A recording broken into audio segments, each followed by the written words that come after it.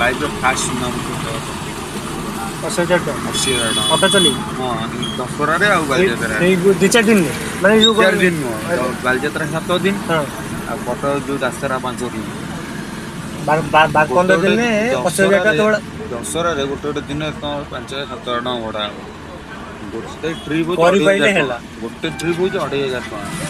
ତମ ନିଜ ସାହି ଭିତରେ ତମ ଭଡା ମିଳିବ କୁଆଡେ ଏତିକି ଆସିବା ଦରକାର ହଁ ପଡିବ ଯାଇପାରନ୍ତି। ହଁ ବୁଝିଲି ଗୋସାଇ ଫ୍ୟାମିଲି ଦେଖିବେ ବୁଲିବାକୁ ଖାଲି ନେଇକିନା ଯିବ।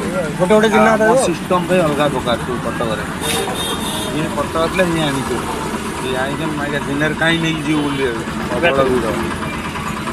ରାତି 10ଟାରୁ ରାତି 3ଟା ଭିତରେ 4 ଟ୍ରିପ୍ ଭଡା ହବ। ପୁରା ତାଙ୍କର ଛାଡିଲ ଫାଙ୍କା ଆସିଲ। ନା ଜଣକୁ ଛାଡିବ ଆଉ ଜଣକୁ ନେଇକି ଯିବ। ତମ କଟକ ଲୋକ ଦଶହରା କେବେ ଶୁଅନ୍ତିନି ବୁଲିବେ ଖାଲି।